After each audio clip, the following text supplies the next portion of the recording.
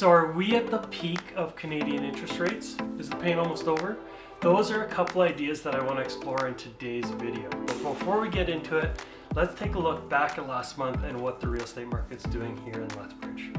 So in October of 2023, we saw 114 sold listings for an average sales price of $399,000. Average days on market for those listings was up to 53. Now on October 25th, the Bank of Canada decided to hold solid at their overnight lending rate of 5%. Now that keeps us kind of guessing, what the heck is the Bank of Canada actually doing? Are rates going to start going down anytime soon? Well, we don't know for sure. And what we do know is that they move their interest rate depending on inflation to try and bring inflation down. Now inflation's still a little bit high, so you'd think, well, maybe they should continue to raise rates so we can squash inflation. But the reason they don't do that is because they know that every time they move that interest rate, that it takes time for it to seep into the market.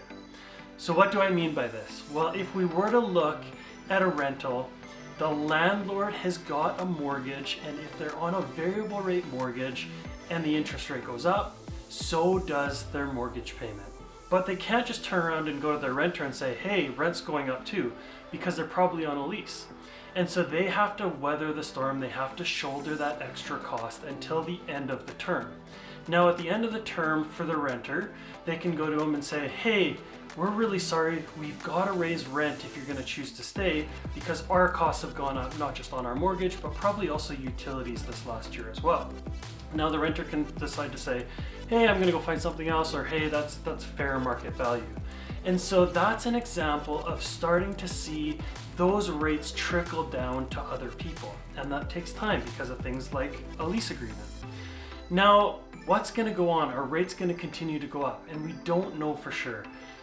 Is the pain over? Well, I can confidently say it isn't. Now, I found this cool chart on Better Dwelling that illustrates how much of interest rate changes we've felt. And so here we see we've already felt 60% of rate changes, and we're still waiting for that trickle down effect on the other 40%. So coming back to what the Bank of Canada is doing, we never know for sure, but we can kind of guess that they're just taking a little bit of break.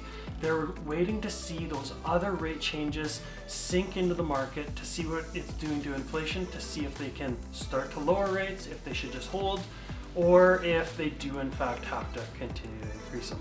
So if you have any questions about this, I'd love to chat with you. I'd love to see a little bit of communication down in comments. Maybe you totally disagree with this, maybe you agree with it. Let me know what you think. Guys, I hope to talk to you soon.